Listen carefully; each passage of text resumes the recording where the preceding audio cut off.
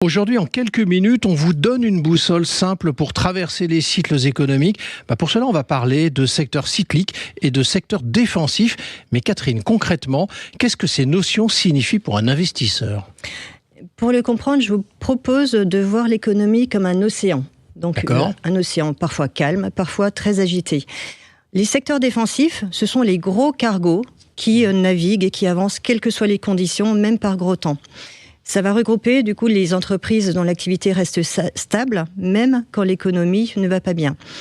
À l'inverse, les secteurs cycliques, imaginez-les comme des surfeurs. Ils profitent à fond des vagues de croissance, mais par contre, ils peuvent chuter quand la mer est trop calme. Bon, on va continuer le voyage ensemble, si vous le permettez. On va faire ce tri, justement, Catherine, en gardant l'image du cargo et du surfeur.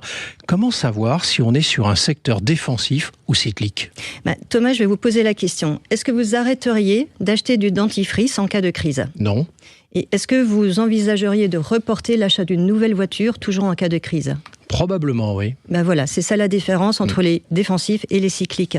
Dans les secteurs défensifs, en fait, on va retrouver la santé. Donc, même en pleine crise, on continue de se soigner. Et si on pense à la pandémie de 2020, les valeurs pharmaceutiques comme Sanofi ou Pfizer ont résisté, alors que d'autres secteurs chutaient. On va retrouver aussi la consommation de base, l'alimentation, l'hygiène.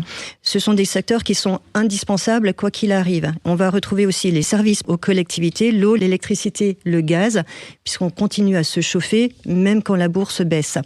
Parmi les cycliques, on peut citer l'automobile. En 2020, les ventes mondiales de voitures ont chuté de près de 15%, et ensuite elles ont repris quand la croissance est revenue. Le luxe, LVMH a vu ses ventes exploser en 2021, profitant du retour de la croissance. On peut citer la finance, les banques prêtent plus quand l'économie va bien et moins en période de doute.